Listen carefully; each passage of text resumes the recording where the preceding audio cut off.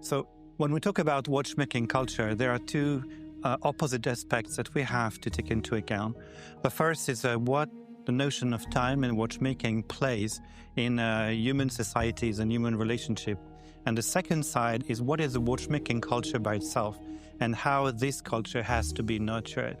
So coming to the first aspect, we tend to think that time is an absolute notion that is beyond us, that we have to make our effort to control it, to measure it. But we have to realize that time is a human invention, a convention and an invention. And what has been invented? It's been invented like space and time to be able to cooperate at large scale. The scientific notion of time-space is quite different. But if we want to have human beings cooperate together, we need to have a very precise definition of where and when. And that's why we have created this notion in the time we see it. And 200 years ago, this cooperation was kind of loose. So we needed time like bell towers or like clocks in the house, but not necessarily something more precise than this. In 18th century, United States, 43 time zone different, plus every village has their own. But as soon as we moved to industrial revolution and to work and to move and to travel something quite fast, then we have to become more and more precise, both globally and individually. And that's where in the economics phase, which was mostly masculine, we had to control one's time more precisely, and people had to wear their watch on their own. And time became masculine because the economic sphere was masculine.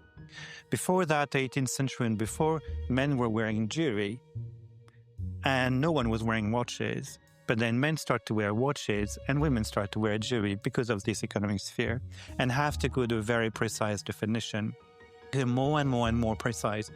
But from a functional notion, then watchmaking went beyond as many of the human endeavor to make something beautiful, also kind of obsession for precision, to make more and more mechanical tools that could give beauty out of the pure function, which meant that even when better functions got invented to give time in the way we measure it, and we can have it now with our iPhone, computer, our fridge, our microwave, everywhere. So we don't need watches anymore, but it remains because of its inner value, which has transcended its own need and time.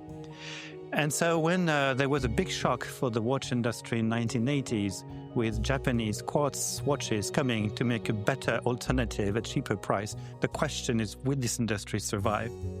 Some part, like the French watchmaker, disappeared, thinking we cannot compete. And the Swiss watchmaker reinvented themselves, both in terms of fashion and in terms of design, and to go more and more and more innovation to make this specific cultural aspect even better. And that's where the watchmaking culture matters, because it has lost its function. So it becomes a kind of piece of art in itself. And the first element that any sophisticated art need initiation. You can't appreciate opera right away. You have to be guided, you have to learn, you get to have some knowledge, and then you can be part of it. So what is the watchmaking culture about? Is to transfer passion. We tend to think it's to transfer knowledge, but it's not true. It's transfer passion first. If we transfer knowledge only, things would become dusty. It was like at some point the French haute cuisine was thinking, we're the king of the world. We don't need anything else but transfer the passion to the next generation of chefs. To find at some time molecular cuisine like El Bulli or Audemars were seen as the best friend in the world, meaning they had to reinvent themselves. Everything which is cultural need to be nurtured and reinvented.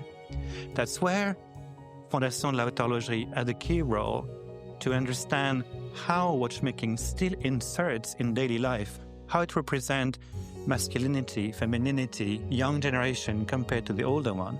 And this element of very critical to know why we continue to have watches, to express our identity and what it means. And on the other side, to also cultivate the knowledge about what is the watch about, what is the movement about, how it works, how it is, all the story of design behind it as well, so that the passion can be shared from generation to generation, even if the function has already disappeared. So sharing passion is the best way to make the tradition alive. The tradition has to stay alive, otherwise it will disappear in the same way that horse riding has been replaced by car. So no one knows how to make these things because they have become different. So the risk of watchmaking, if it becomes too narrow, is that no one will care because there is no need. But if the passion is transmitted, young generation, both from manufacturers, engineers, craftsmen, and clients will share it together and will make it innovate in a different way. So it will be different from what it is. It's not to keep it as it is, but to keep alive.